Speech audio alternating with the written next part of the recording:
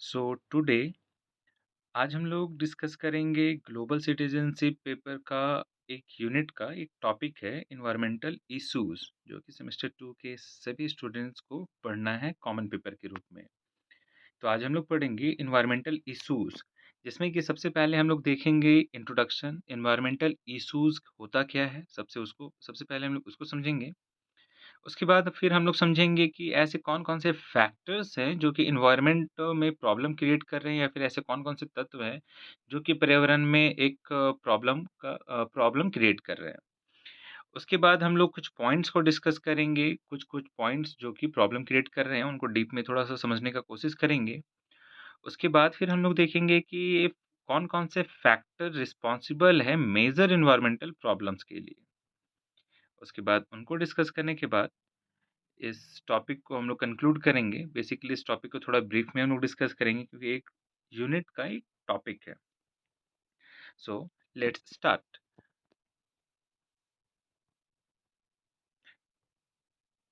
Environmental issues can be understood as the problems emerge in the planet's biogeochemical system due to human activities.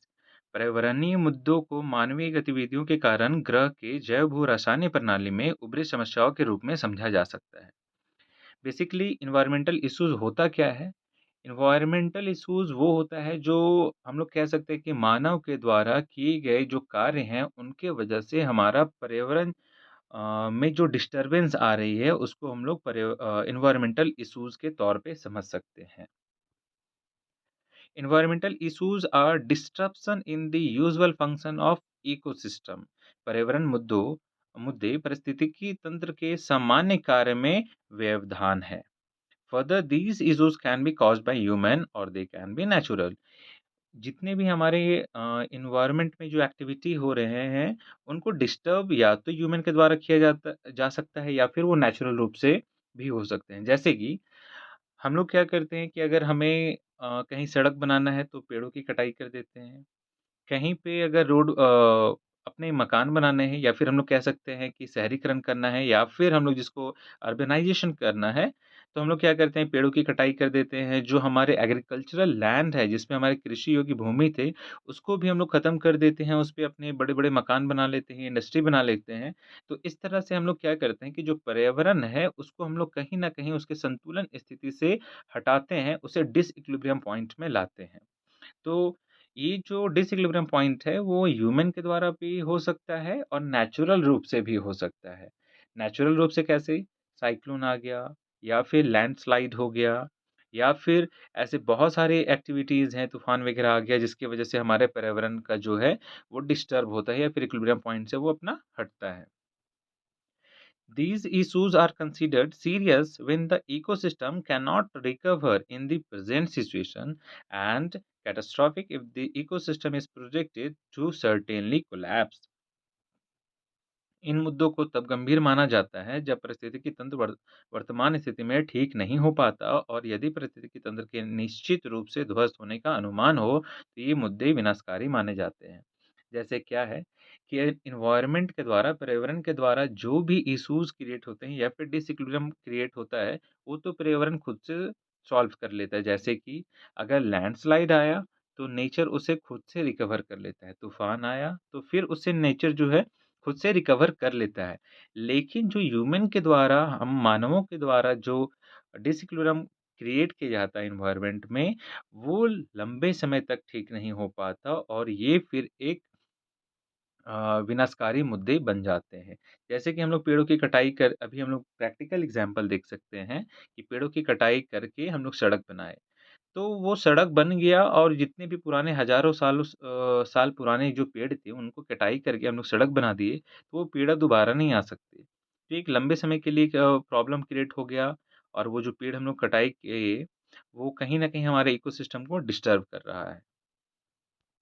Factor that causes environmental problems, ऐसे कौन-कौन से problems हैं, जो कि environment में problems करते हैं?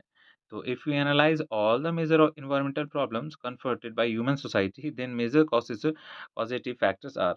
कुछ इम्पोर्टेंट फैक्टर्स हैं, जो कि ह्यूमन के द्वारा किया जाता है एनवायरनमेंट में, जिससे प्रॉब्लम होता है।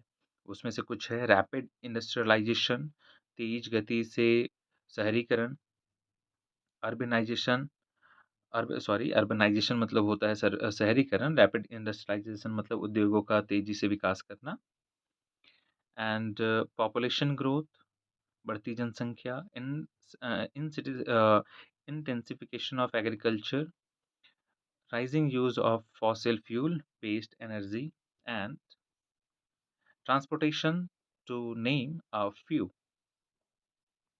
तो एक-एक करके ये सारे पॉइंट्स को हम लोग समझते हैं कि कैसे-कैसे इनके वजह से प्रॉब्लम आ रहा है। तो सबसे पहले हम लोग डिस्कस करते हैं इंडस्ट्रियलाइज़ेशन, औद्योगीकरण से। Industrialization is being considered as one of the major causative factor responsible for today's majority of the environmental issues। औद्योगिकरण को आज के अधिकांश पर्यावरण मुद्दों के लिए जिम्मेदार प्रमुख कारकों में से एक माना जाता है। सबसे जो मेजर पॉल्यूशन होता है या फिर हम लोग कह सकते हैं कि एनवायरनमेंट में जो सबसे ज़्यादा पॉल्यूशन क्रिएट होता है या फिर एनवायरनमेंट हमारा जो सबसे ज़्यादा डिस्टर्ब होता है, वो होता है इंडस्ट्रियलाइज़ेशन या फिर इंडस्ट्री के द्वारा से। हम लोग ऐसा देखे हैं अपने डे टू डे लाइफ में भी हम लोग देखते हैं कि अगर कहीं पे कोई फैक्ट्री है, तो उस फैक्ट्री से सबसे पहले जो पॉल्यूशन क्रिएट होता है, वो एयर पॉल्यूशन क्रिएट होता है। वहाँ से तरह-तरह के केमिकल जो धुएँ हैं, केमिकल धुएँ निकलते हैं, जो कि हमारे पर्यावरण में फैलते हैं, जो कि हार्मफुल होते हैं। उसके बाद जो वहाँ से कचड़े निकलते हैं, उन कचड़ों के नदियों में फेंका जाता है, पानियों में फेंका जाता है, उससे हमारा वाटर पॉल्यूशन होता है। उन फैक्ट्रियों से फिर जो कचड़े निकलते हैं, उन कचड़ों को कुछ ज़मीन में भी फेंका जाता है, जिससे हमारा सॉइल पॉल्यूशन होता है। उसके बाद उससे तरह-तरह की ध्वनि उत्पन्न होती है, जो कि अनबियरेबल होती है। बहुत तरह से साउंड निकलता है, जो कि सुनने में भी वो प्रॉब्लम क्रिएट करता है। तो वो हम लोग कह सकते हैं कि साउंड पॉल्यूशन भी क्रिएट करता है। इंडस्ट्रियलाइज़ेशन हम लोग कह सकते हैं कि सबसे मेन रीज़न है हमारा एनवायरमेंटल इश्यूज़ में प्रॉब्लम क्रिएट करने का। The release of greenhouse gases and solid and liquid waste from the industries lead to various environmental issues like pollution, global warming, acid rain, depletion of ozone layer to name few। जैसे कि क्या होता है industry से हमारा बहुत सारे gas निकलते हैं जो कि लिक्विड फॉर्म में होता है जिसको हम लोग पानी में फेंक देते हैं, ज़मीन में फेंक देते हैं। अभी हम लोग डिस्कस कर रहे थे। बहुत सारे पॉल्यूशन क्रिएट होते हैं तरह-तरह के जैसे हम लोग water pollution, soil pollution, air pollution, noise pollution discuss कर रहे थे। फिर ग्लोबल वार्मिंग बढ़ता जाता है हमारा।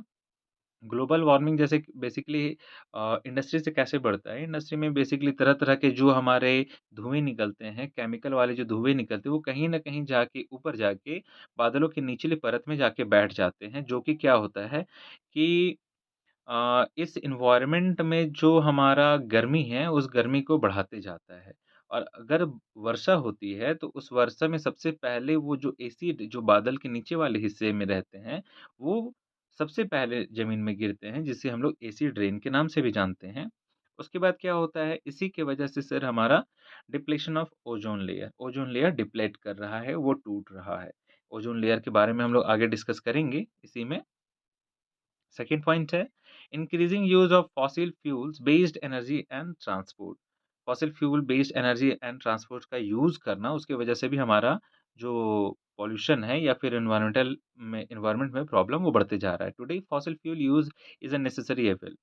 जीवाश्म ईंधन का उपयोग एक आवश्यक बुराई बन गई है अभी।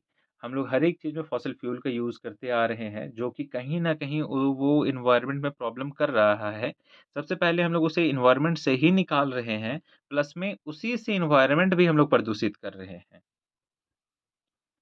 This has been extensively used in various sectors, namely agriculture, industry, transport, household, etc. Apart from all types of pollution, it has also altered the atmospheric composition, particularly in lower atmosphere। इसका उपयोग कृषि, उद्योग, परिवहन, घरेलू आदि विभिन्न क्षेत्रों में बड़े पैमाने पर किया गया है। सभी प्रकार के प्रदूषणों के अलावा इसने वायुमंडलीय संरचना को भी बदल दिया है, विशेषकर निचले वायुमंडल में। फॉसिल फ्यूल की वजह से अभी हम लोग जो डिस्कस कर रहे थे कि जो भी जैसे कि हम लोग कोई जीवाश्म ईंधन जैसे कि कोई पेट्रोल या फिर डीज़ल का यूज़ कर रहे हैं गाड़ियों में, तो पेट्रोल, डीज़ल को भी हम लोग नेचर से ही निकाल रहे हैं, एनवायरनमेंट से ही निकाल रहे हैं, प्लस में उसको हम लोग जला रहे हैं, अपनी गाड़ियों में उसे डाल रहे हैं, उसे जला रहे हैं। और वाहनों में क्या होता है, तरह-तरह के जो धुएँ हैं, उस वो धुएँ निकलते हैं, जो कि एयर पॉल्यूशन करते हैं और वो धुएँ जो धीरे-धीरे वो ऊपर जाके और जो वायुमंडल के निचली परत में उसमें जाके वो जमा हो जाती हैं और फिर से वो एसिड रेन और ओज़ोन लेयर डिप्लेशन का काम करती है। ओज़ोन लेयर बेसिकली हमारा हम लोग कह सकते हैं ग्लोबल वार्मिंग की वजह से डिप्लीट होता है बट ये भी उसमें अपना सहयोग निभाता है। This alteration leads to environmental problem like global warming, acid rain and ozone layer depletion, जो कि हम लोग अभी डिस्कस किए। थर्ड है ग्रोथ ऑफ पॉपुलेशन, बढ़ती जनसंख्या भी एनवायरनमेंट के लिए एक प्रॉब्लम बना है। वो किस प्रकार हम लोग देख सकते हैं अभी, जैसे कि क्या है कि we are in the number one. हम लोग अभी पूरी दुनिया में पॉपुलेशन के मामले में नंबर वन हो चुके हैं। तो अब ये जो भी है, अच्छाई है या खराबी है, ये हम लोग सब कुछ समझ सकते हैं। तो इसके वजह से भी हमारे एनवायरनमेंट में बहुत सारा प्रॉब्लम हो रहा है बढ़ती जनसंख्या की वजह से। Relationship between population and environment is complicated. The environment is affected by both population density and quality of life, which includes things like access of technology, consumer habits, and living standard. बढ़ती जनसंख्या में जो जनसंख्या घनत्व है और जीवन की गुणवत्ता, हम लोग कैसे रहते हैं या फिर लिविंग स्टैंडर्ड, ये दोनों मिलके एनवायरनमेंट में प्रॉब्लम क्रिएट करते हैं। जैसे सबसे पहले क्या है जनसंख्या घनत्व। जनसंख्या घनत्व बेसिकली होता है कि एक स्क्वायर एरिया के अंदर में कितने पॉपुलेशन रह रहे हैं। तो सर पॉपुलेशन बढ़ते जा रहा है, जनसंख्या बढ़ते जा रही है, तो सबको रहने के लिए घर चाहिए, खाने के लिए खाने चाहिए जो कि हमारे खाना सर हम लोग को अपनी ज़मीन से ही मिलता है, लेकिन जनसंख्या बढ़ती जा रही है, तो हो ये रहा है कि सबको घर चाहिए, तो पेड़ों की कटाई करके, जंगलों की कटाई करके हम लोग नए-नए घर बनाते जा रहे हैं और हम लोग सबको खाना चाहिए, काम भी चाहिए। तो सर फिर से हम लोग जंगलों की कटाई करके हम लोग क्या करें, इंडस्ट्री सेटअप करते जा रहे हैं, वहाँ पे कृषि योग्य भूमि जो नहीं है, उसमें भी खेती करते जा रहे हैं, रासायनिक खेती करते जा रहे हैं। इसकी वजह से हमारा एनवायरनमेंट में प्रॉब्लम हो रहा है। दूसरा है quality of life. Quality of life का मतलब है कि जैसे सर हमारा रहन-सहन कैसा है? हम लोग अभी क्या है कि हम लोग थोड़ा कोई भी काम को ईज़ी वे में करना चाहते हैं। अगर हमें कहीं जाना है तो हम लोग अपने वाहन से जाते हैं, अगर वो कम दूरी भी है फिर भी हम लोग अपने वाहन से जाते हैं, तो उस वाहन में सर हमारा जीवाश्म ईंधन का उपयोग होता है। उस जीवाश्म ईंधन से फिर निकलने वाले धुएँ जो हैं, वो हमारा पॉल्यूशन क्रिएट करते हैं। फिर वो हम लोग को पता है हमारी जो वाहनें हैं, उस उन वाहनों से सर हमारा साउंड पॉल्यूशन भी क्रिएट होता है, एयर पॉल्यूशन भी क्रिएट होता है। कहीं न कहीं वो ग्लोबल वार्मिंग का भी कारण बनते हैं। When we are discussing different aspects of quality of life and their adverse impact on environment, it does not mean that we should not enhance the quality of life, but we should not do it at the cost of environment. जब हम जीवन की गुणवत्ता के विभिन्न पहलुओं और पर्यावरण पर उनके प्रतिकूल प्रभाव पर चर्चा कर रहे हैं, तो इसका मतलब यह नहीं है कि हमें अपने जीवन की गुणवत्ता में वृद्धि नहीं करनी चाहिए, बल्कि हमें पर्यावरण की कीमत पर ऐसा नहीं करना चाहिए। ऑफ कोर्स हमें अपना लिविंग स्टैंडर्ड डेवलप करना चाहिए, लेकिन हम लोग अपना लिविंग स्टैंडर्ड को डेवलप करने के लिए एनवायरनमेंट को हानि ना करें, है ना? हम लोग अपने जो एनवायरनमेंट है, इस पर्यावरण की रक्षा करते हुए अपना लिविंग स्टैंडर्ड को अगर बढ़ाएँ, तो ये बेटर होगा। इसी इसी टॉपिक से रिलेटेड या फिर इसी पॉइंट से रिलेटेड हम लोग एक पॉइंट भी डिस्कस कर चुके हैं, सस्टेनेबल डेवलपमेंट। अगर आप लोग नहीं देखे हैं, तो आप लोग देख सकते हैं प्लेलिस्ट में जाके। Today's problem arises from our exploitative use of environmental resources which grew beyond the capacity of the support system. Basically ये प्रॉब्लम क्रिएट कहाँ हो रहा है कि सर हम लोग एक्सप्लॉइटेशन कर रहे हैं, शोषण कर रहे हैं अपने पर्यावरण का। हमें जितना चाहिए होता है, कोई भी रिसोर्स हमें नेचुरल रिसोर्स चाहिए होता है, उससे ज़्यादा का हम लोग उपयोग कर रहे हैं, उससे ज़्यादा की बर्बादी करते हैं। जब हम लोग एक्सेसिव यूज़ करते जा रहे हैं एक्सप्लॉइटिव नेचर से, तो हमारा एनवायरनमेंट में तरह-तरह के प्रॉब्लम क्रिएट होते जा रहे हैं। आप लोग बहुत ऐसे जगह देखे होंगे जहाँ पे माइनिंग होता है, कोल माइनिंग होता है, उसमें उससे बेसिकली होता क्या है कि सर हमें अभी हम लोग देख रहे हैं कि इलेक्ट्रिसिटी का दूसरा सब्स्टिट्यूट निकल चुका है इलेक्ट्रिक व्हीकल, या फिर हम लोग कह सकते हैं कि पेट्रोल, डीज़ल का एक सब्स्टिट्यूट निकल चुका है इलेक्ट्रिक व्हीकल। तो बेसिकली क्या है कि हम लोग अगर इलेक्ट्रिक व्हीकल की तरफ मूव करें तो वो ज़्यादा बेटर है। लेकिन सर अभी भी बहुत सारे ऐसे एरिया हैं जहाँ पे जीवाश्म ईंधन बहुत मतलब मेजॉरिटी जो अभी व्हीकल चल रही है, वो जीवाश्म ईंधन के द्वारा ही चल रही है, पेट्रोल या डीज़ल के द्वारा ही चल रही है। होता क्या है कि उन पेट्रोल, डीज़ल या फिर अगर हम लोग इलेक्ट्रिसिटी प्रोड्यूस करने के लिए जो कोयले निकालते हैं, उन कोयले के लिए बड़े-बड़े माइनिंग करना पड़ता है, बड़े-बड़े खदानों में का खनन करना पड़ता है, जिससे होता क्या है कि उस पूरे एरिया में जितने भी पेड़ हैं, उनकी कटाई किया गया, जिसकी वजह से हमारा प्रॉब्लम क्रिएट हुआ एनवायरनमेंट में। दूसरा ये कि अगर हम लोग उन खदानों में खनन करते हैं, तो वहाँ पे जो वाटर लेवल है, पानी का स्तर है, वो काफ़ी नीचे चला जाता है। जो वाटर लेवल है, वो काफ़ी नीचे चला जाता है, जिससे वाटर पॉल्यूशन भी होता है, वो वाटर नीचे चला जाता है इनफैक्ट, और वहाँ पे काफ़ी ज़्यादा डस्ट पॉल्यूशन वगैरह होता है, तो रहना भी मुश्किल होता है। तो हम लोग सर एक्सप्लॉइटेटिव नेचर की वजह से भी अपने एनवायरनमेंट में बहुत सारा प्रॉब्लम को क्रिएट करते रह रहे हैं। Therefore, there is a need of maintaining a balance amongst growing population, increasing communist and over mercantilized lifestyle and life support system provided by the nature. अतः बढ़ती जनसंख्या, बढ़ती उपभोक्तावादी प्रवृत्ति तथा प्रकृति द्वारा प्रदत्त अत्यधिक मशीनीकृत जीवन शैली एवं जीवन समर्थन प्रणाली के बीच संतुलन बनाए रखने की आवश्यकता है। जो भी हमारा पॉपुलेशन बढ़ रहा है, इंडस्ट्री बढ़ रहा है या फिर हमारा जो कंज्यूमिंग नेचर है या फिर जो हमारा स्टैंडर्ड लिविंग स्टैंडर्ड है, ये सब को हम लोग सब बैलेंस करके चले, तो ये हमारे एनवायरनमेंट के लिए अच्छा होगा। 4 पॉइंट है अर्बनाइजेशन, शहरीकरण। Urbanization is considered as the positive indicator of development. However, urbanization has posed a major challenge to environment. Urbanization क्या है सर? शहरीकरण को विकास का एक सकारात्मक संकेतक माना जाता है। अगर अर्बनाइजेशन जिस भी देश में ज़्यादा होता है, तो हम लोग कह सकते हैं कि वो देश उतना ज़्यादा डेवलप कर रहा है। ये तो एक पॉजिटिव इंडिकेटर के रूप में माना जाता है कि अर्बनाइजेशन हो रहा है, मतलब हमारा जो देश है, जो राज्य है, वो डेवलप कर रहा है। लेकिन अर्बनाइजेशन के लिए हमें एक हाई कॉस्ट चुकाना होता है, एक हाई कॉस्ट चुकाना होता है हमारे एनवायरनमेंट में। शहरीकरण जब बढ़ता है, तो जब शहरों का विकास होता है या फिर शहरों का विस्तार होता है, वो फैलते हैं, तो कहीं न कहीं जब वो फैलते हैं, तो सबसे पहले ही क्या होता है कि जो शहर के बाहर के ज़मीन थे, उनका यूज़ होने लगता है, घर बनाने में, फैक्ट्री बनाने में। और फिर वही बात, जब सर अर्बनाइज़ेशन हुआ, शहरों में जो लोग ज़्यादा गए, तो वहाँ व्हीकल्स ज़्यादा चलने लगे, वाहन ज़्यादा चलने लगे, जिसकी वजह से पॉल्यूशन ज़्यादा क्रिएट होने लगा। अर्बनाइज़ेशन हुआ, शहरीकरण ज़्यादा हुआ, तो फैक्ट्रीज़ ज़्यादा ओपन हो गई, फैक्ट्री ज़्यादा ओपन हुआ तो फैक्ट्री की वजह से पॉल्यूशन क्रिएट होने लगा। तो ये इन तरह-तरह के पॉल्यूशन क्रिएट होते हैं शहरीकरण की वजह से भी।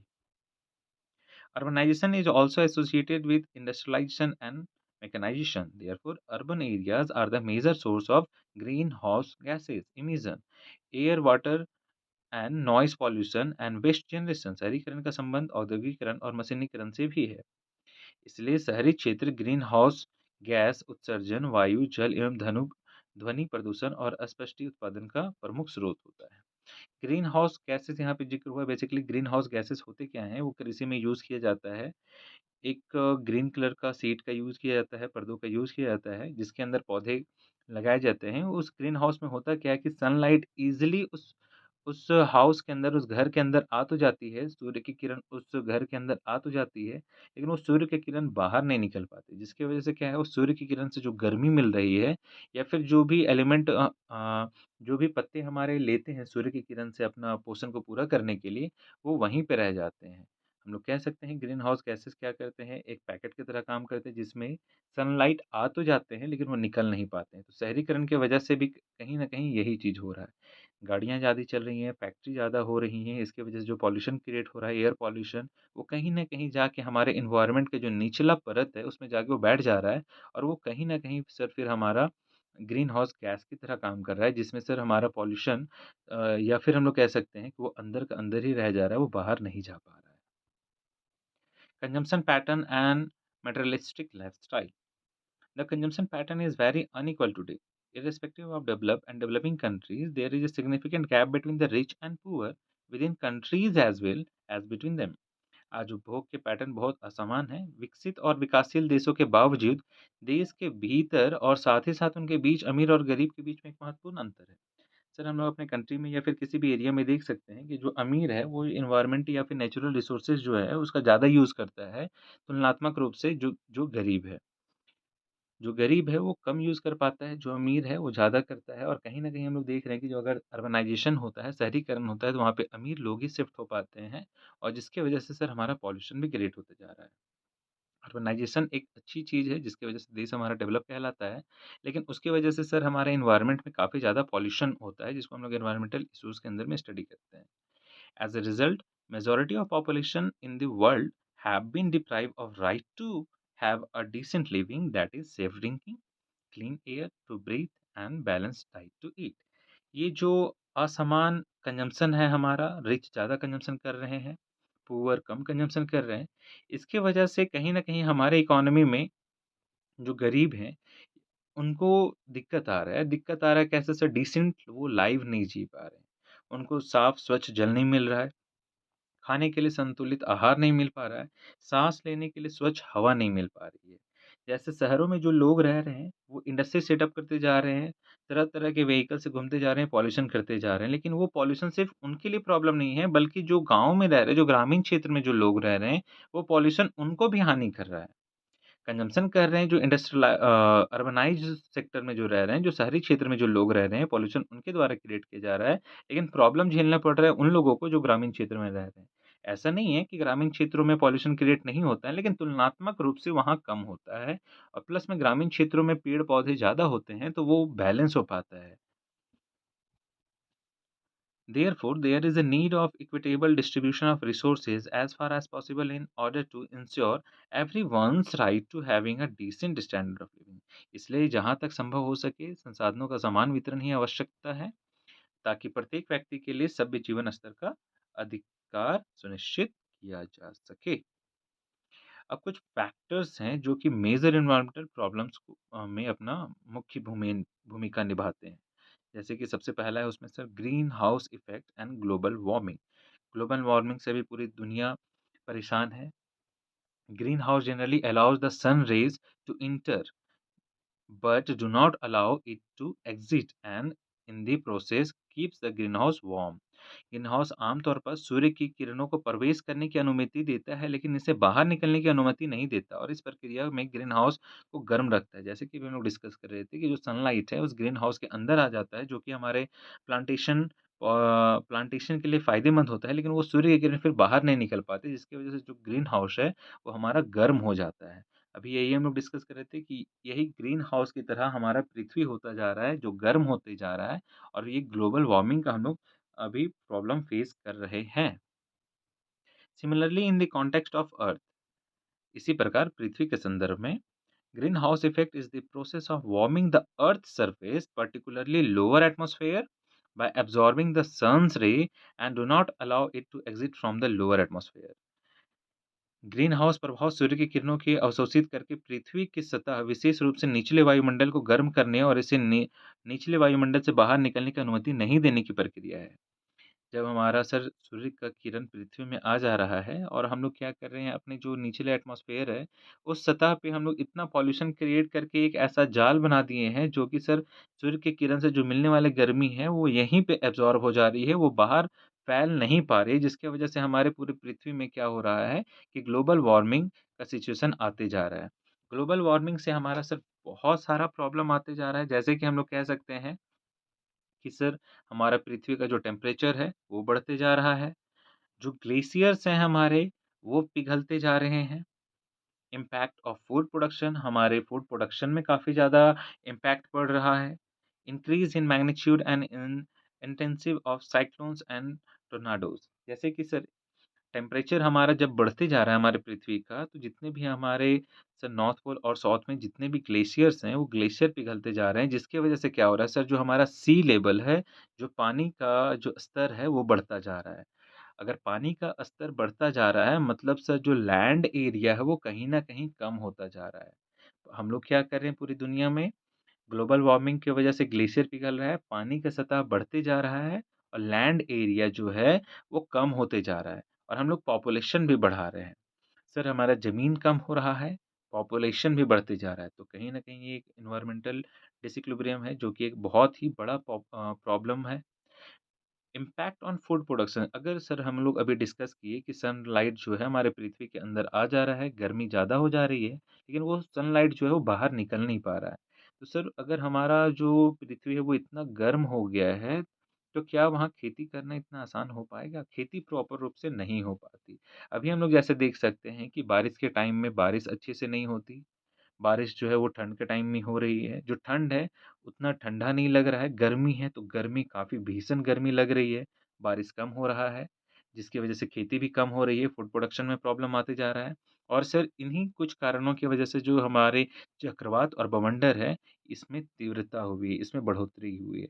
अभी हमारे पिछले 1 महीने के अंदर सर हम लोग देख सकते हैं कितने तूफ़ान, कितने चक्रवात हम लोग फ़ेस कर चुके हैं।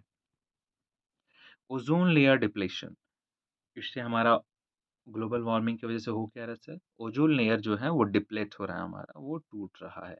About 90% of all atmospheric ozone is found in the stratosphere between 15 to 48 kilometres above the earth surface. जो 90% जो एटमॉस्फेरिक ओज़ोन है सर, वो पृथ्वी की सतह से 15 से 48 किलोमीटर के बीच का दूरी में उस स्ट्रेटोस्फीयर में पाया जाता है। It strongly absorb ultraviolet radiation from the sun. Ozone layer basically करता क्या है सर, कि सूर्य की किरण से, जैसे कि एक फ़ोटो की मदद से हम लोग समझ सकते हैं, सूर्य की किरण से ये जो आप लोग देख सकते हैं कि सूर्य की किरण से ये जो लाइट आ रहे हैं, ये जो प्रकाश आ रहे हैं, इसको ये जो ओज़ोन लेयर है, ग्रीन कलर का ये जो सर्कल है, ये ओज़ोन लेयर क्या कर रहा है सर, अल्ट्रावायलेट जो रेज़ है, पराबैंगनी जो किरण है, इसको डिप्लेट कर देता है, इधर-उधर इसे बाहर भेज देता है, ये हमारे पृथ्वी तक नहीं आ पाते। लेकिन सर ये जो रेड पॉइंट है, यहाँ पे आप लोग देख सकते हैं कि वेट अ सेकंड।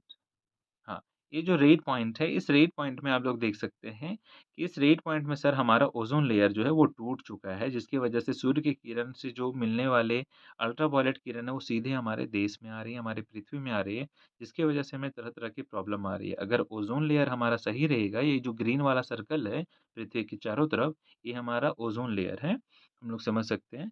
तो अगर ये ओज़ोन लेयर हमारा सही रहा, तो ये हमारा सर जो सूर्य से आने वाले अल्ट्रावायलेट रेज़ है, इसको ये बाहर डिप्लेट कर देगा। पृथ्वी में आने नहीं देता। लेकिन ग्लोबल वार्मिंग अंदर से इतना बढ़ गया है, जिसकी वजह से कहीं न कहीं से ये जो ओज़ोन लेयर है वो डिप्लेट होता जा रहा है, टूटते जा रहा है, जिसकी वजह से सिर्फ पराबैंगनी किरण जो है वो अंदर आती जा रही है। ओज़ोन लेयर जब हमारे बॉडी में पड़ता है तो तरह-तरह के प्रॉब्लम क्रिएट करता है, जो कि effect on human and animal health, जो हमारे स्वास्थ्य और जो पशुएँ हैं उनके स्वास्थ्य पे काफ़ी प्रभाव पड़ता है। Effect on terrestrial plants, plants पे काफ़ी ज़्यादा प्रभाव पड़ते हैं। एक्वेटिक इकोसिस्टम, जो पानी की सतह में जो जीव हमारे हैं उनके लिए काफ़ी हार्मफुल होता है।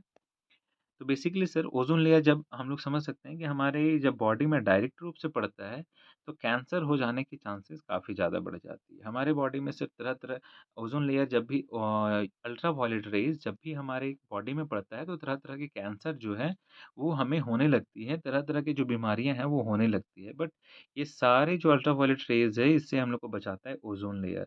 लेकिन ओज़ोन लेयर कहीं-कहीं से टूटता जा रहा है। क्यों टूट रहा है सर? कैसे टूट रहा है? क्योंकि हम लोग पृथ्वी के अंदर से इतना गर्म कर दे रहे हैं कि सर ग्लोबल वार्मिंग बढ़ जा रहा है और ग्लेशियर्स गर्मी बढ़ जा रहा है, ग्लोबल वार्मिंग की वज़ह से सर हमारा ओज़ोन लेयर डिप्लेट कर रहा है। अल्ट्रावायलेट रेज़ आएगा, उधर से हम लोग को स्वास्थ्य में हानि। ग्लोबल वार्मिंग बढ़ा है, तो अंदर से सर हमारे जितने ग्लेशियर्स हैं वो पिघल जा रहे हैं, तो हमारा पानी का स्तर बढ़ते जा रहा है, ज़मीन का जो क्षेत्र है वो कम होता जा रहा है। तो सर अगर हम लोग अभी अपने लिविंग स्टैंडर्ड या फिर कंज़म्पशन पैटर्न को अभी चेंज नहीं करेंगे, तो अगर हम लोग ऐसे कह सकते हैं कि अपने पर्यावरण की रक्षा हम लोग नहीं करेंगे, तो पर्यावरण हमारी रक्षा नहीं करेगा। अगर आज हम लोग अपने पर्यावरण की रक्षा करेंगे, तो तभी पर्यावरण हमारी रक्षा करेगा, वरना ऐसे ही धीरे-धीरे आने वाले सालों में क्या होगा सर कि ओजोन लेयर पूरा डिप्लीट हो जाएगा, अल्ट्रावायलेट रे सीधा आएँगे और जब जहाँ भी हमारे स्किन में जहाँ भी अल्ट्रावायलेट रेडिएशन पड़ा, वो अलग-अलग तरह का बीमारी क्रिएट करेगा।